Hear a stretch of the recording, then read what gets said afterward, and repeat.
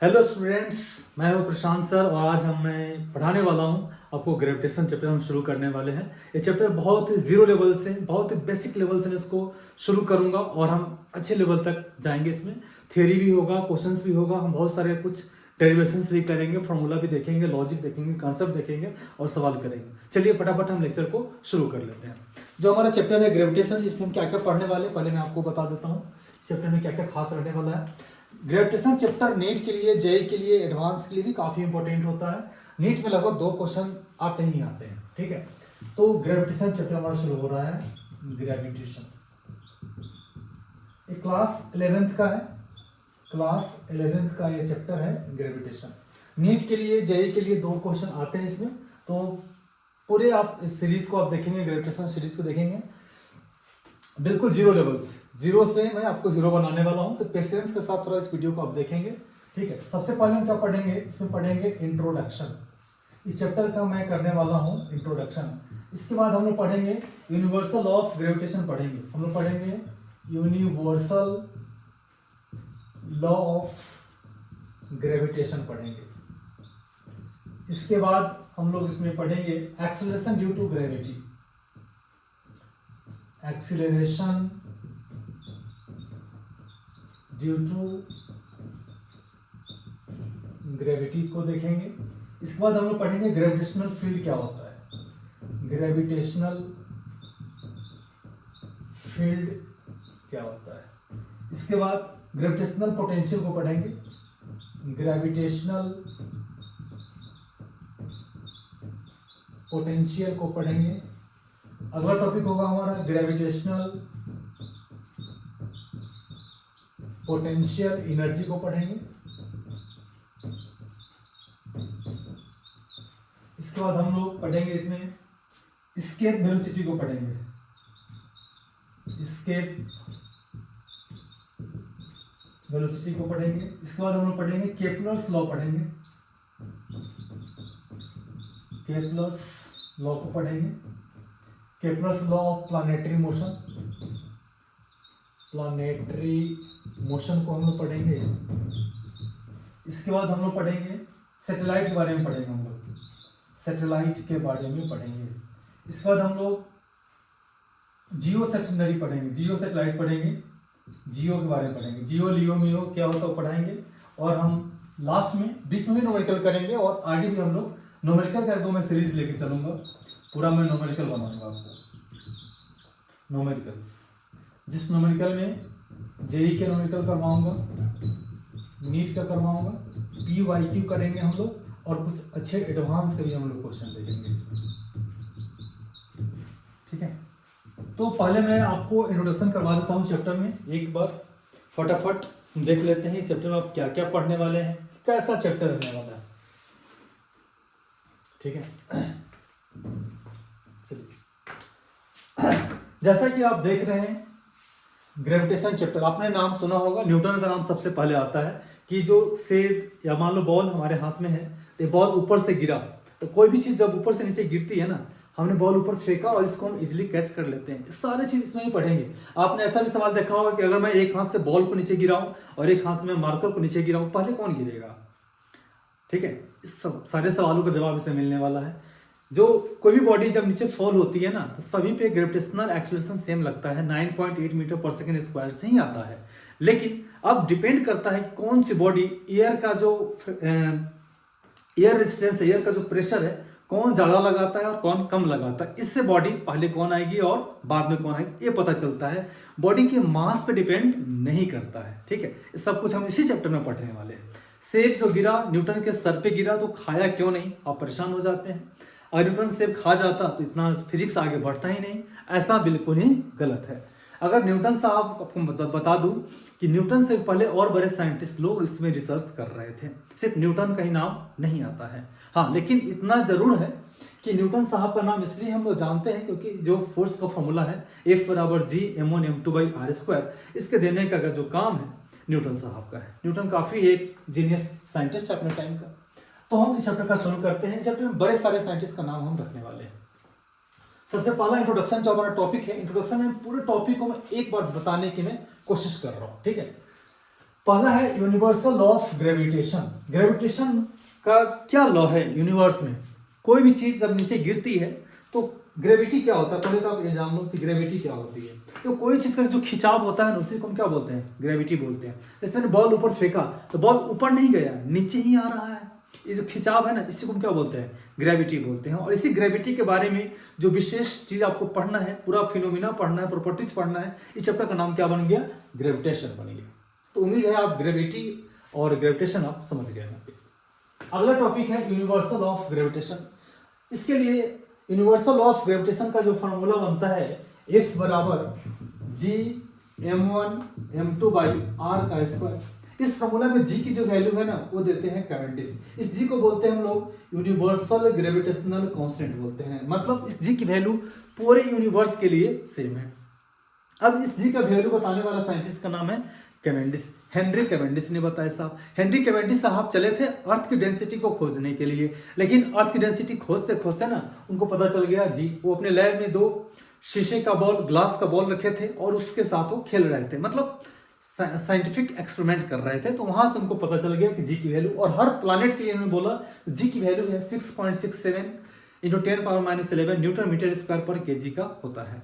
ठीक है, ये बताया किसने? कैवेंडिश साहब ने बता दिया। हेनरी कैवेंडिश का भी एक इंपॉर्टेंट रोल है। न्यूटन साहब ने सिर्फ इतना ही बोला था कि मास जो होता है ना किसी बॉडी पे, फोर्स जो होता है, जिसके पास बॉडी के पास मास है उसके पास फोर्स है, उसके पास क्या है? एनर्जी है। एक कहने का काम किसने किया? न्यूटन ने किया कि जिसके पास मास ज्यादा होगा उसमें फोर्स ऑफ अट्रैक्शन क्या होगा? ज्यादा होगा। और वो डिपेंड करता है डिस्टेंस पे भी। अगर उस बॉडी का दूसरे बॉडी से डिस्टेंस बहुत ज्यादा होगा तो फोर्स कम लगेगा, मतलब जो डिस्टेंस होगा वो इनवर्सली प्रोपोर्शनल होगा। ये बताने वाले साइंटिस्ट कौन है? न्यूटन है। और दोनों को मिला के एक फॉर्मूला बन गया F बराबर G m1 m2 by r square.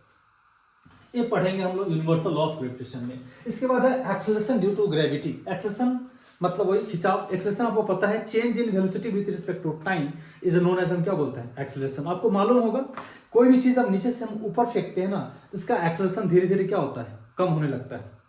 और कोई चीज ऊपर से नीचे आती है तो एक्सेलरेशन क्या होता है? बढ़ने लगता है। इसीलिए कोई मजदूर या कोई चीज कहीं पे काम कर रहा है, अगर मान लो कहीं पे घर का कंस्ट्रक्शन चल रहा है, कोई मजदूर ऊपर में बैठा हुआ है, आपको बोलता है कि ईंट नीचे से ऊपर फेंको, तो आप ऊपर फेंकोगे उसको चोट नहीं लगेगा। क्यों? क्योंकि ऊपर जा रहा है तो इस बॉल का या इस ईंट का एक्सेलरेशन क्या हो जा रहा है? कम हो जाता है। लेकिन वही मजदूर ऊपर से ईंट फेंकेगा नीचे में तो आपको चोट क्या लगेगा? ज्यादा लगेगा। ठीक है, इसीलिए जो हिल स्टेशन होते हैं, या जम्मू कश्मीर में कारगिल का युद्ध हुआ था तो वहां पे आपने देखा था जो हमारे आर्मी थे, इंडियन आर्मी, वो जो क्या बोलते हैं, जो टेररिस्ट लोग थे, उनसे युद्ध में हमको थोड़ा ज़्यादा क्षति हो गया, क्योंकि वो लोग पहाड़ के ऊपर से बमबारी करते थे, गोली चलाते थे, और हमारी जो सैनिक थे वो कहाँ थे? नीचे थी। तो वहाँ भी फिजिक्स का नियम लग रहा है। ठीक है, यानी ऊपर से कोई चीज़ नीचे फेंकना क्या होता है? आसान होता है। नीचे से ऊपर फेंकना क्या होता है? टफ होता है। डेट मीन्स उसकी वेलोसिटी क्या होती है? कम होती है, क्योंकि एक्सेलरेशन भी क्या हो रहा है? कम हो रहा है। ये सब चीज पढ़ेंगे किसमें? हम लोग एक्सेलरेशन ड्यू टू ग्रेविटी। आपको मालूम है स्मॉल जी की वैल्यू होती है 9.8 मीटर पर सेकेंड स्क्वायर। इसकी फार्मूला होती है G बराबर GME बाई RE का स्क्वायर। इसको हम प्रूफ करने की कोशिश करेंगे। और मैं बता दूं G की वैल्यू 9.8 मीटर पर सेकेंड स्क्वायर जो आप देख रहे हैं ना, ये कांस्टेंट है, लेकिन हर जगह कांस्टेंट नहीं है, ये वेरिएबल है। ये सिर्फ कांस्टेंट है कहाँ पे? तो अर्थ सरफेस के आसपास कुछ किलोमीटर तक के लिए ही हम इसको कांस्टेंट समझते हैं, लेकिन रियल में जी की वैल्यू क्या है? वेरिएबल है। इसीलिए वेट जो होता है ना, वेट का फॉर्मूला क्या होता है? W बराबर होता है ना mg। mg में मास तो कांस्टेंट है, लेकिन जी क्या है? वेरिएबल है, चेंज होने वाला, इसीलिए वेट भी क्या है? वेरिएबल है। ठीक है, और इस जी की जो वैल्यू है ना, एक्सेलरेशन ड्यू टू ग्रेविटी जो आप देख रहे हैं, इस जी की वैल्यू डिपेंड करती है शेप ऑफ अर्थ पे, डिपेंड करती है हाइट ऑफ अर्थ पे, डिपेंड करती है। ठीक है, और डेप्थ में भी डिपेंड करती है। तो 3-4 कंडीशन इसके बनते हैं शेप वाला। सारे कंडीशंस को मैं ड्राइव करूंगा और सारे फॉर्मूला मैं आपको बताऊंगा। और जी का फॉर्मूला हम डेंसिटी के टर्म में बताएंगे कि 4/3 पाई रो जी आर होता है। ये कैसे होता है, ये सब कुछ हम पढ़ेंगे, इस वाले टॉपिक पढ़ेंगे। अगला है ग्रेविटेशनल फील्ड। हाँ, एक चीज और बता दूं, अगर आपने ग्रेविटेशन चैप्टर अच्छे से पढ़ लिया है तो 12 का आपका एक चैप्टर और मजबूत हो जाएगा। वो चैप्टर है कौन सा? इलेक्ट्रोस्टैटिक्स। हाँ देखो, यहाँ पे जो फोर्स का फॉर्मूला लग रहा है ना, G m1 m2 by r square के लग रहा है। इलेक्ट्रोस्टैटिक्स में ये फॉर्मूला बन जाएगा कूलम्स लॉ के बराबर हो जाएगा। कूलम्स लॉ का फॉर्मूला होता है F बराबर होता है K Q1 Q2 by R का स्क्वायर। देखो यहाँ पे मास है और यहाँ पे क्या है, चार्ज है। और लगभग 3-4 टॉपिक आप सेम समझ लेंगे, ठीक है। जैसे ग्रेविटेशनल फील्ड क्या है तो वहाँ पे समझेंगे आप, इलेक्ट्रिक फील्ड क्या है। फिर आपने पढ़ा ग्रेविटेशनल पोटेंशियल, वहाँ पढ़ेंगे इलेक्ट्रिक पोटेंशियल पढ़ेंगे आप। ग्रेविटेशनल पोटेंशियल एनर्जी पढ़ेंगे, वहाँ पे क्या पढ़ेंगे, इलेक्ट्रिक पोटेंशियल एनर्जी पढ़ेंगे आप, ठीक है। और बस एक चीज की फर्क होने वाली है, फर्क एक चीज का होने वाला है कि मास जो होता है ऑलवेज अट्रैक्टिव फोर्स लगाएगा यहाँ पे, लेकिन चार्ज दो टाइप का होता है, एक होता है नेगेटिव और एक होता है पॉजिटिव। तो वहाँ पे दो तरह के फोर्स लगेंगे, रिपल्सिव फोर्स भी होगा और अट्रैक्टिव फोर्स भी होगा। किसमें, इलेक्ट्रोस्टैटिक्स में। तो चैप्टर को हम थोड़ा कंपेयर करके भी आपको हम पढ़ाने वाले हैं। इसके बाद आता है एस्केप वेलोसिटी। एस्केप वेलोसिटी क्या होता है, एस्केप करना मतलब निकलना। कोई भी चीज अर्थ सरफेस है, हम मान लो इस बॉल को हमने फेंका ऊपर में, तो बॉल को इतनी स्पीड से फेंकना है कि रिटर्न दोबारा अर्थ पे नहीं आए। ऐसे वेलोसिटी को हम क्या बोलते हैं, एस्केप वेलोसिटी बोलते हैं। और वो वेलोसिटी को हम बोलते हैं, एस्केप वेलोसिटी हमारा होता है 11.2 किलोमीटर पर सेकेंड होता है। आप अनुमान लगा सकते हैं कि कोई भी चीज को अगर मैं 1 सेकेंड में 11.2 किलोमीटर तक भेज सकता हूं तो स्पीड कम है या ज्यादा, बहुत ज्यादा स्पीड है। इसी स्पीड को हम बोलते हैं एस्केप वेलोसिटी बोलते हैं। मतलब ऐसी वेलोसिटी जिस वेलोसिटी से किसी ऑब्जेक्ट को आप अर्थ सरफेस से फेंकते हैं तो फेंकने के बाद ये दोबारा रिटर्न अर्थ पे नहीं आना चाहिए, आएगा ही नहीं। और मैं बताऊं आपको, ये मिनिमम वेलोसिटी है, ये मिनिमम है भाई साहब, ये मैक्सिमम नहीं है, ये मिनिमम वेलोसिटी है अर्थ सरफेस से किसी को बाहर भेजने के लिए, जहां पे gravitational acceleration due to gravity काम ना करे, वो लौट के दोबारा आए ही नहीं, गया सो गया ही नहीं। इसी को बोलते हैं हम लोग एस्केप वेलोसिटी बोलते हैं। इसके बाद आएंगे केपलर साहब आ रहे हैं। केपलर्स के पहले इनका नाम है जोहानस केपलर। इससे पहले इनका एक जो गुरु है उनका नाम है टाइको ब्राहे। टाइको ब्राहे साहब ने अपनी पूरी जिंदगी लगा दी पूरा प्लानेट को समझने में, यूनिवर्स को समझने में, और उन्हीं का असिस्टेंट था जोहानस केपलर, ठीक है। उन्हीं के बारे में उन्होंने जो सिद्धांत दिया, उन्होंने जो अपना प्रिंसिपल दिया, उन्होंने जो थ्योरी दिया, उस थ्योरी को लेकर आने वाले साइंटिस्ट का नाम क्या है, जोहानस केपलर। इन्होंने 3 लॉ दिया था, लॉ ऑफ ऑर्बिट, ठीक है, एरियल वेलोसिटी जिसको आपको पढ़ना है। पहला था कि सारे जो प्लानेट है वो ऑर्बिट में घूम रहे हैं, ठीक है, पहला। दूसरा था एरिया, एक पर्टिकुलर टाइम में पर्टिकुलर एरिया को शिफ्ट कर रहा है। और तीसरा था टाइम पीरियड। 3 उन्होंने लॉ दिया हुआ है केपलर साहब ने। इस 3 लॉ को अच्छे से पढ़ेंगे।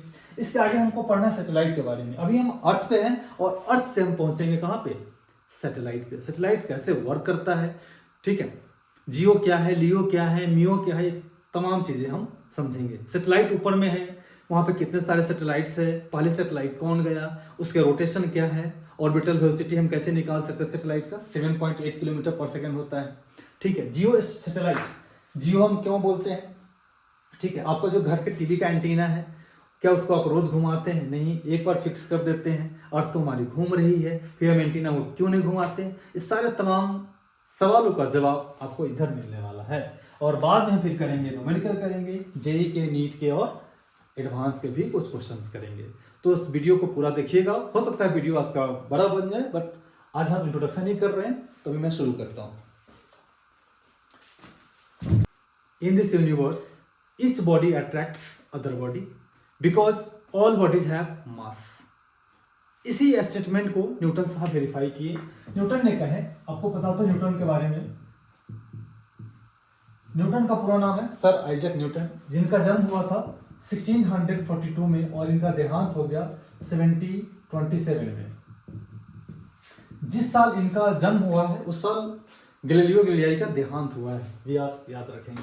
न्यूटन साहब ने बोले कि कोई बॉडी के पास, मान लो एक बॉडी है हमारे पास में, इस बॉडी का सेंटर है, इस बॉडी का मास हमारे पास में है m1, और एक r डिस्टेंस पे एक और बॉडी हमने रख लिया, इस बॉडी का मास हो गया हमारा m2, इसके बीच का डिस्टेंस है r। तो यहाँ पे जो फोर्स लगेगा ना, इसी फोर्स के बारे में बात हो रही है। न्यूटन साहब कह रहे हैं कि F जो होगा वो डायरेक्टली प्रोपोर्शनल होगा मास के डायरेक्टली प्रोपोर्शनल होगा, और जो डिस्टेंस होगा ना इसके इनवर्स के स्क्वायर के बराबर होगा। दोनों अगर मैं मिला दूं तो लिख सकता हूं F m1 m2 by r का स्क्वायर। आपको मालूम है ये सिंबल हटाएंगे तो क्या करते हैं, कांस्टेंट टर्म का यूज करते हैं। यहाँ पे हम लोग कांस्टेंट टर्म यूज कर रहे हैं जी, m1 m2 बाई आर का स्क्वायर हो गया। एक फॉर्मूला बन गया यहाँ पे। इसी फोर्स को बोलते हैं हम लोग ग्रेविटेशनल फोर्स बोलते हैं। इस फोर्स को क्या बोलते हैं, ग्रेविटेशनल हम फोर्स बोलते हैं। आर को बोलते हैं distance between two object, distance between two bodies. दो बॉडी है, दो बॉडीज के बीच का डिस्टेंस हो जाएगा। मास क्या है, दो बॉडी के बीच, दो बॉडी का मास है, मासेस है ये, है ना, मासेस ऑफ टू बॉडी। और इस जी को बोलते हैं यूनिवर्सल ग्रेविटेशनल कांस्टेंट। इस जी की वैल्यू होती है 6.67 into 10 power -11 newton metre square पर केजी का स्क्वायर। इस जी की वैल्यू देने वाले के साइंटिस्ट का नाम है हेनरी कैवेंडिश। ठीक है, तो बहुत सारे एग्जाम में पूछ लेता है कि जी की वैल्यू किसने दिया था। तो बहुत सारे लोगों को लगता है न्यूटन ने दिया था, लेकिन गलत है, न्यूटन साहब ने नहीं दिए थे। जी की वैल्यू किसने बताया था, हेनरी कैवेंडिश ने बताया था। ठीक है, चलिए अब समझिए इस कैपिटल जी का हम फॉर्मूला क्या बना सकते हैं। अगर इसी फॉर्मूला से मैं लिखूं तो कैपिटल जी को मैं लिख सकता हूं एफ आर का स्क्वायर डिवाइड बाई क्या हो जाएगा, m1 और m2 हो जाएगा। यहां से आप इस g की डायमेंशन भी आप निकाल सकते हैं, फोर्स का डायमेंशन होता है mlt-2 होता है। r हमारा क्या है, डिस्टेंस है, डिस्टेंस का डायमेंशन क्या होता है, l पावर 2 होता है। डिवाइड बाई क्या है, मास का डायमेंशन, दो मास है, एक मास ए हो गया और दूसरा मास ए हो गया।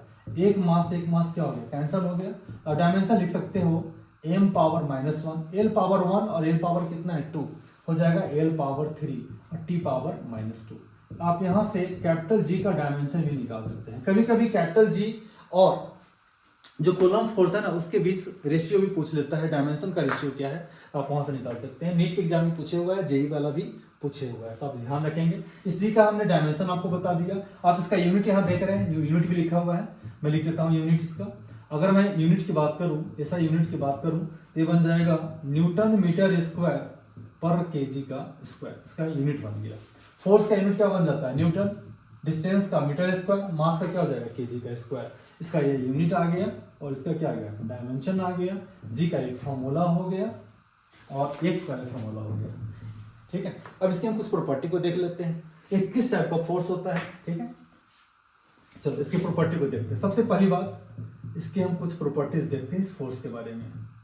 प्रॉपर्टीज क्या है, पहला प्रॉपर्टी, सबसे इंपॉर्टेंट प्रॉपर्टी जानते हो क्या है, ये जो फोर्स है ना ये ऑलवेज अट्रैक्टिव फोर्स होता है, ऑलवेज अट्रैक्टिव फोर्स होता है। Point number 2, it is a conservative force, it is a conservative force है, कंजर्वेटिव फोर्स है, कंजर्वेटिव फोर्स का वर्कडन जो होता है वो 0 होता है। ठीक है, क्योंकि पाथ पर डिपेंड नहीं करता है, इनिशियल और फाइनल पोजीशन पर डिपेंड करता है। पहले समझ लीजिए कंजर्वेटिव का मीनिंग क्या होता है। मैं बहुत सारे बच्चे से पूछता हूँ, बहुत सारे बच्चे जवाब नहीं दे पाते हैं। कंजर्वेटिव का मतलब होता है जो अपने आप को कंजर्व रखे, चेंज नहीं करे। ठीक है, वैसे प्रॉपर्टी को हम बोलते हैं कंजर्वेटिव बोलते हैं। अगर किसी क्लास में कोई बच्चा बैठा हुआ है, वो आपसे दोस्ती नहीं कर रहा, आपसे बातें नहीं कर रहा है, तो हम उसको तुरंत बोलते हैं कि बहुत ही कंजर्वेटिव माइंड का लड़का है। तो वैसे ही फिनोमिना यहाँ है। अगर आपकी बॉडी, मान लो कि मार्कर यहाँ पे अगर 200 ग्राम का है, 2 घंटे बाद चेक करें वहाँ भी 200 ग्राम का मिलेगा। अभी नीचे रखा हूँ तो 200 ग्राम का है, किसी और घर में चेक करूंगा वहाँ भी क्या होगा, 200 ग्राम का ही होगा। तो इस टाइप को हम क्या बोलेंगे, कंजर्वेटिव बोलेंगे। ठीक है, इसी को हम क्या बोलते हैं, कंजर्वेटिव, मतलब इसने अपनी प्रॉपर्टी को चेंज नहीं किया। वैसा फिनोमिना, वैसी बॉडी जो अपने आप को चेंज नहीं करे, या उस पर लगने वाले वैसा प्रॉपर्टी जो चेंज नहीं हो रहा हो, उसको हम क्या बोलते हैं, कंजर्वेटिव बोलते हैं। एक और मैं ट्रिक आपको बता दूं, जितने सारे फोर्स जो कांस्टेंट होते हैं, सारे फोर्स कांस्टेंट वाले कंजर्वेटिव होते हैं। जो फोर्स वेरिएबल होता है ना, वो उस फोर्स को हम नॉन कंजर्वेटिव बोलते हैं। ठीक है, तो इसको भी आप याद रखेंगे। तो चलिए 2 प्रॉपर्टी बता दिया, कंजर्वेटिव फोर्स समझ में आ गई आपको। अब समझना है जो खास इंपॉर्टेंट है, ग्रेविटेशनल फोर्स सबसे कमजोर फोर्स होता है, weakest force in the nature, force in the nature. Nature का सबसे कमजोर फोर्स, तो फिर स्ट्रॉन्ग कौन सा है? तो सबसे स्ट्रॉन्ग फोर्स है ना strong nuclear force. Strong nuclear force सबसे ज्यादा स्ट्रॉन्ग है। इससे कम कौन सा है? इससे कम है आपका इलेक्ट्रोस्टैटिक्स फोर्स। Electrostatics force. और सबसे कमजोर कौन सा बोला मैंने? Gravitational force. ग्रेविटेशनल फोर्स ये सबसे कमजोर फोर्स है। मैं प्रूफ कर दूं कैसे कमजोर है। देखो ये बहुत ऊपर से गया, नीचे आ रहा है, मैंने कैच कर लिया, इजिली रोक लिया इसको। ठीक है, कोई भी चीज इजिली आप रोक सकते हो। आपने साउथ मूवी वगैरह देखा होगा, साउथ पूरी ग्रेविटेशन को ऐसी तैसी कर देता है। हीरो जा रहा है, कोई विलेन भागा उसे बगल से, तुरंत ऐसे पकड़ लेता है, देखो रोक लेता है ना।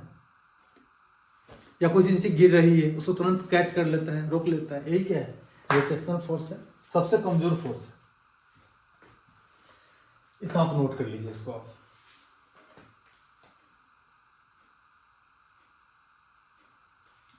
एक और पॉइंट आप इसका आप नोट कर सकते हैं, यह इनवर्स स्क्वायर लॉ को फॉलो करता है। Obey inverse square law, inverse square law को ओबे करता है। सो नोट कर लो जल्दी से। The gravitational force between two objects does not depends on, क्या बोला है? Does not. ये ध्यान देने वाली बात है, बोला है डज नॉट, मतलब जिस पे डिपेंड नहीं करता है। ऑप्शन ए दिया है sum of masses, option B दिया है product of masses, option C दिया है ग्रेविटेशनल कांस्टेंट, और ऑप्शन डी बोल रहा है डिस्टेंस बिटवीन द मासेस। देखो अभी सॉल्यूशन देखो इसका, बहुत इजी सवाल है क्योंकि मैंने इजी से शुरुआत किया हुआ है। कभी कभी हम इजी में गलती कर देते हैं। हमारे पास फॉर्मूला है F बराबर G m1 m2 by r का स्क्वायर। अब देखो यहाँ पे मास का क्या है? प्रोडक्ट है, r डिस्टेंस है, G क्या है? यूनिवर्सल ग्रेविटेशनल कांस्टेंट है। डी ऑप्शन बोलता है distance between the masses, distance तो है हाँ जी, इस पर डिपेंड करता है। पूछा है नहीं करता है, नहीं वाला को चुनना है। ये करता है, ये तो सही है इसके हिसाब से। ग्रेविटेशनल कांस्टेंट G उस पर भी डिपेंड करता है, रहने तो। प्रोडक्ट ऑफ मास, यहाँ प्रोडक्ट ऑफ मास है, ये सही है। ऑप्शन ये क्या बोलता है? सम ऑफ मासेस, नहीं जी ये तो गलत है, और जो गलत है वही हमारे लिए क्या है? सही है। तो ऑप्शन ए क्या हो जाएगा? सही हो जाएगा। ठीक है, क्वेश्चन नंबर 2 देखिए। Question number 2, question number 2,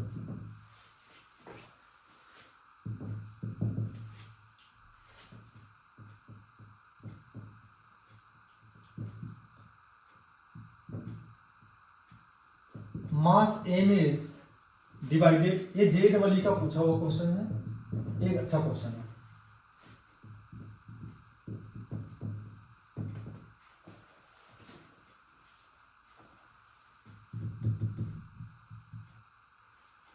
two parts, इन टू पार्ट्स, बोलता है xm and 1 minus xm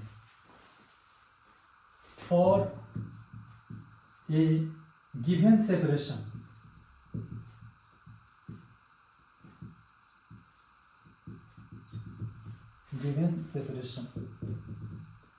the value of x for which the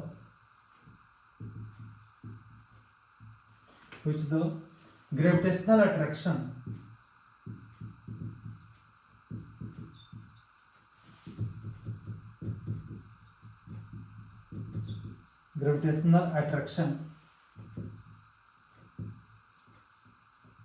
between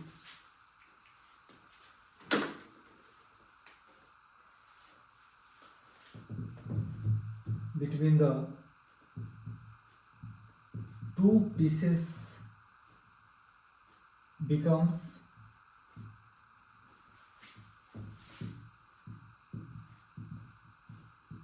maximum is option A 1/2, option B 3/5, option C 1 और ऑप्शन डी बोलता है 2। ये question है। चलिए देखिए ये क्वेश्चन है मास m is divided in two parts, xm क्या बोला है?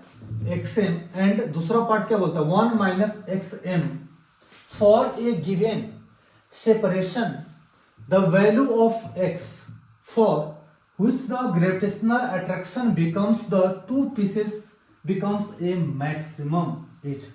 अगर आप मान लो एक मास है, उस मास का मास कितना है कैपिटल M, लेकिन दो पार्ट में डिवाइड हो गया, एक पार्ट है xm, एक पार्ट है xm, दूसरा पार्ट कितना है 1 माइनस xm। तो बताइए given separation value of x for which the gravitational attraction पूछ रहा है कि कहां पे कितने डिस्टेंस पे या मास का कितना कंट्रीब्यूशन है उस पर्टिकुलर एक सेपरेशन पे डिस्टेंस पे जहां पे फोर्स क्या लग रही है मैक्सिमम लग रही है। ये क्वेश्चन है आपको।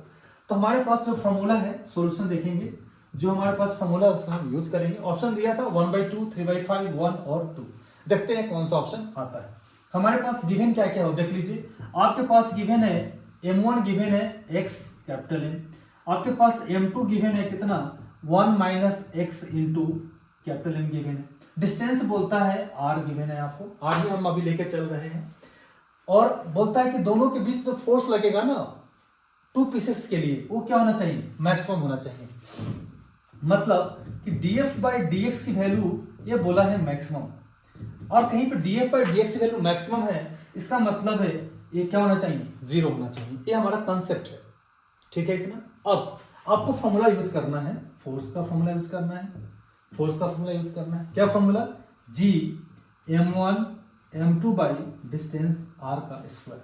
वैल्यू पुट कर दीजिए, g को g रहने दीजिए। m1 दिया है आपको कितना xm दिया है, और m2 कितना दिया है 1 माइनस xm दिया है, डिवाइड बाई r का स्क्वायर करेंगे। सो लिखूंगा g। अब देखो यहाँ से m स्क्वायर हो जाएगा x into 1 minus x divide by r का स्क्वायर हो जाएगा। चलो मैं इस साइड आ जाता हूँ। f की वैल्यू जो चल रही है ये कितना आ रहा है, इसको लिख सकता हूं मैं gm स्क्वायर बाई r का square x into 1 minus x आप लिख सकते हैं।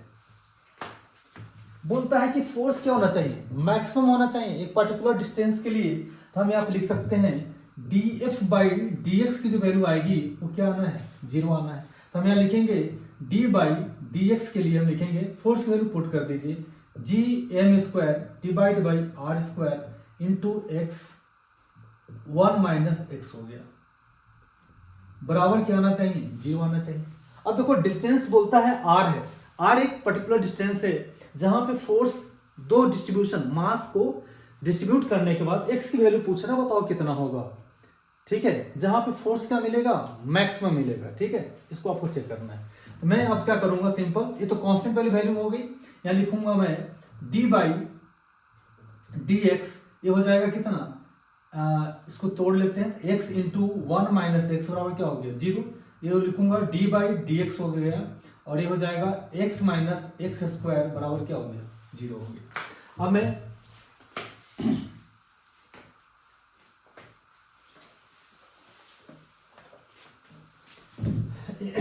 यहां पे हमारे पास जगह है, मैं यहां पे कर लेता हूं। देखिए अब क्या करेंगे, यहाँ पे इसको आप डिफरेंशिएट कर लीजिए। ये हो जाएगा dx बाई dx कितना हो जाएगा 1 माइनस 2x बराबर क्या हो जाएगा 0। डिफरेंशिएशन करने आपको आता ही है, सिंपल में डायरेक्ट कर दिया मैं 1 माइनस 2x बराबर क्या हो गया 0। x का डिफरेंशिएशन कितना हो जाएगा 1, x स्क्वायर का डिफरेंशिएशन कितना हो जाएगा माइनस है तो माइनस लगा के 2x हो जाएगा। तो 1 इक्वल टू आप 2x लिख सकते हो, और x बराबर हो जाएगा 1/2। यही वो वैल्यू आ गई x बराबर 1/2, जहां पे फोर्स क्या मिलेगा मैक्सिमम बोलेगा। ऑप्शन आ गया ये, इसको भी आप नोट कर लीजिए। अब हम बढ़ेंगे दूसरे क्वेश्चन की तरफ बढ़ेंगे।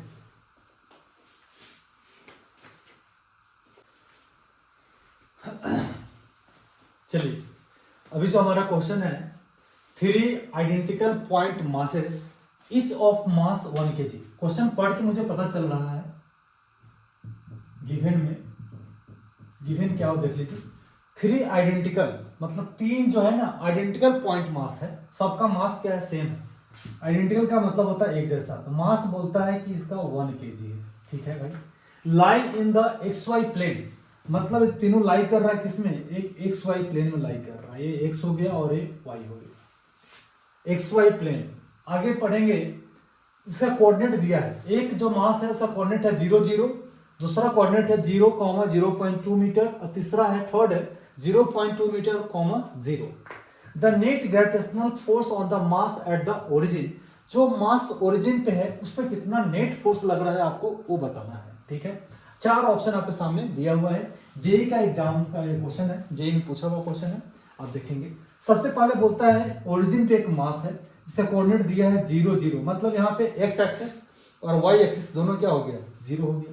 चलो दूसरा देखते हैं, ये हमने नोट कर लिया। दूसरा बोलता है इसका एक्स एक्सिस 0 होना चाहिए और वाई में जो है ना वो कितना होना चाहिए, 0.2 होना चाहिए, मतलब इसका डिस्टेंस आपको दे दिया है 0.2 मीटर।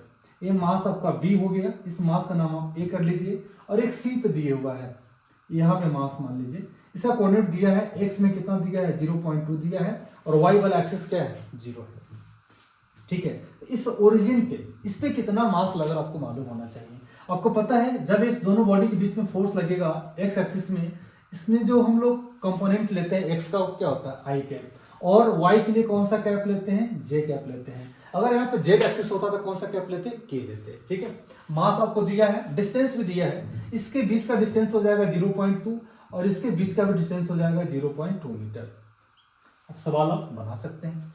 ठीक है, फोर्स निकालना, फोर्स हमारा कौन सी क्वांटिटी होती है, वेक्टर क्वांटिटी होती है, जिसके पास मैग्नीट्यूड भी होता है और डायरेक्शन भी होता है। तो हम पहले इसका फोर्स का फॉर्मूला लगाते हैं, F बराबर G m1 m2 by r का स्क्वायर हो जाएगा। G की वैल्यू होती है 6.67 इंटू 10 पावर -11। मास आपको दिए हुआ है कितना केजी, 1 kg इंटू 1 kg हो जाएगा, दोनों 1 kg लिख लेंगे। डिस्टेंस r देखो कितना है 0.2, 2 बार है तो 2 बार लिख लेंगे, 0.2 लिख लेंगे। पॉइंट को ब्रेक कर दीजिए, यहाँ पे आ जाएगा 10, इस पॉइंट को ब्रेक कर देंगे तो ये भी क्या आ जाएगा 10 आ जाएगा। इसको आप लिख सकते हो 6.67 डिवाइड बाई 4 हो जाएगा इंटू 10 पावर -11, और यहाँ 1 कितना हो जाएगा 2 हो जाएगा, यहाँ बचेगा 10 पावर -9 बचेगा। जब इसको आप डिवाइड करोगे ये वैल्यू आपको आने वाली है, मैं डिवाइड कर रखा हुआ है 1.6675 इंटू 10 पावर -9 न्यूटन आएगा आपको। ये फोर्स आ रही है यहाँ पे। ठीक है, ये फोर्स आ रही है, ये कहाँ पे हमने निकाल लिया, ए और ए बी और सी के लिए है, तो यहाँ से मैंने निकाला है। कोई भी सिमिलर चलने वाला है, ए और सी नाम दे दो इसको, ए और सी नाम दे दो आप। ठीक है, ए हो गया, कौन सा कैप हो जाएगा, यहाँ पे आप आई कैप लगा सकते हो। ठीक है, इसका नाम हम लिख लेते हैं ए और सी। इसी से सिमिलरली हम कर सकते हैं, सिमिलरली एफ ए बी के लिए करेंगे।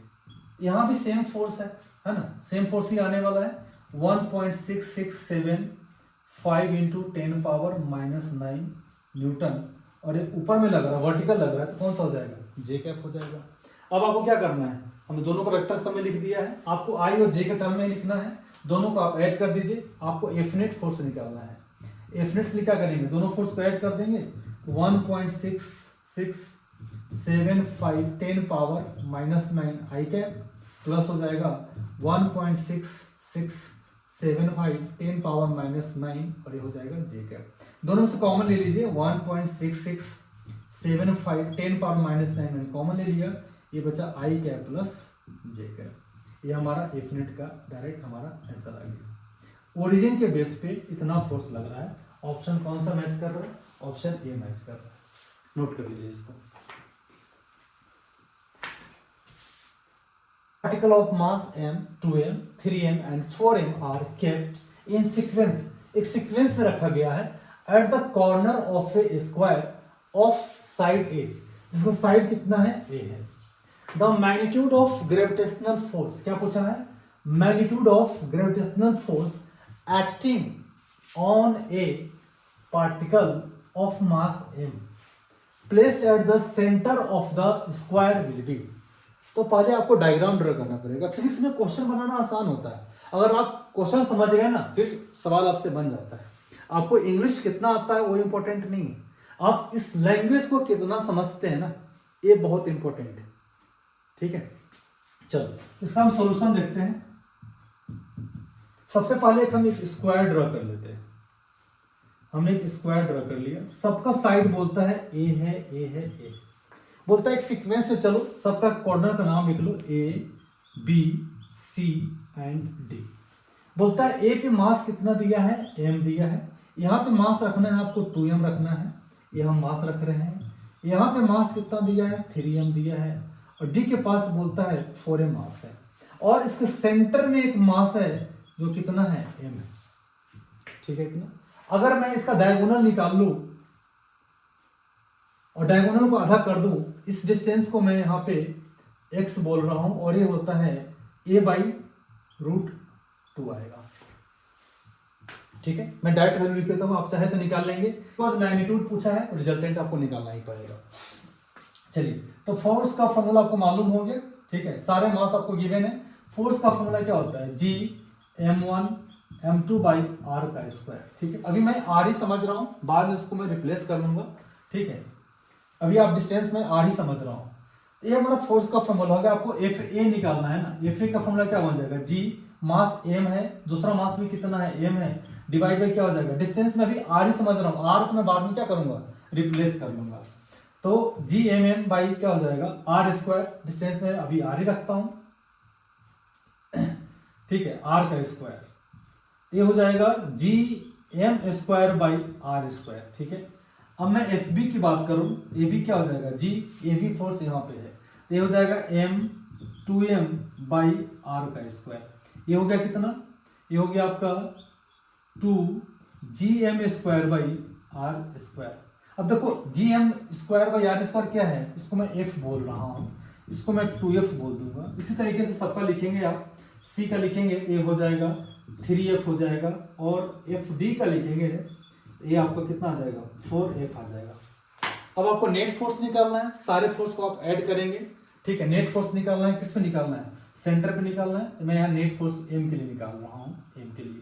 तो a वाली फोर्स कितनी लग रही है, c वाली फोर्स लग रही है 3f लग रही है, a वाली फोर्स कितनी लग रही है, FB वाली फोर्स कितनी लग रही है, ये लग रही है 2f लग रही है, ये वाली फोर्स कितनी लग रही है 4f लग रही है, और ये वाली फोर्स कितनी लग रही है f लग रही है। आप देखिए ध्यान से, तो अगर मैं फोर्स को बैलेंस कर दूं, यूं कह लीजिए हम फोर्स को बैलेंस कर रहे हैं, इधर का फोर्स पॉजिटिव, इधर का फोर्स नेगेटिव, ज्यादा फोर्स होगा उधर फोर्स लगेगा, तो ओवरऑल आप इसको लिख सकते हैं, जो रिजल्टेंट बनेगा इस फोर्स के दोनों के बीच में एंगल हमारा 90 हो जाएगा। ये हो जाएगा 3f माइनस f कर लीजिए, कितना हो जाएगा 2f हो जाएगा, और ये भी कितना हो जाएगा, ये हो जाएगा 4f माइनस 2f हो जाएगा। डेट मीन्स ये हो गया 2f, और ये भी कितना हो गया 2f।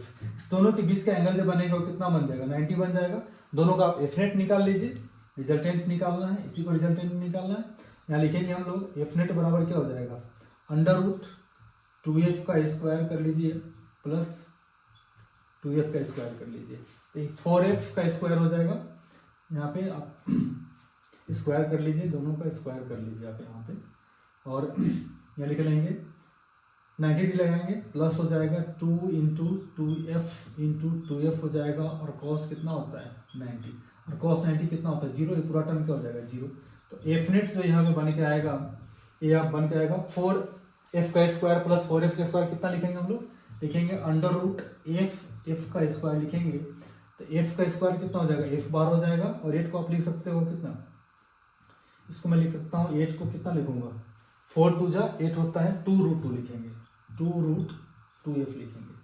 ये आपका एफ नेट आ गया, हमारे पास आ गया एफ नेट की वैल्यू आ गया कितना 2√2f आ गया, तो 2√2 आ गया, और f की वैल्यू चेंज कर लीजिए। f क्या है आपके पास में Gm² बाई r² है, यहाँ लिखेंगे Gm² डिवाइड बाई क्या हो जाएगा r², और r को वैल्यू चेंज कर लो, r बराबर क्या लेना है आपको a/√2 लेना है, यहाँ लिखेंगे 2√2 into Gm² divide by a/√2 का स्क्वायर हो जाएगा। इसको आप लिख सकते हो 2√2, यहाँ से स्क्वायर करेंगे थ्रू कहाँ चला जाएगा, ऊपर चला जाएगा, ये कितना हो जाएगा 2 इंटू 2 क्या हो जाएगा 4√2 Gm² बाई a का स्क्वायर हो जाएगा। ये आपको आंसर आ गया, ऑप्शन इसमें मैच कर रहा है सी इसका आंसर आ गया, ठीक है। इसको आप नोट कर लीजिए। तो आज के क्लास के लिए इतना ही, आप इस वीडियो को पूरा देखिएगा, वीडियो को पॉज करके क्वेश्चन को आप पढ़िएगा, फिर आप सॉल्व करने की कोशिश करिएगा, और पूरा प्रैक्टिस कीजिए इस क्वेश्चन को। अगला वीडियो हमारा रहेगा एक्सेलरेशन ड्यू टू ग्रेविटी पे रहेगा, फिर उस पर हम कुछ न्यूमेरिकल्स करेंगे। तब तक के लिए bye bye, take care, good night.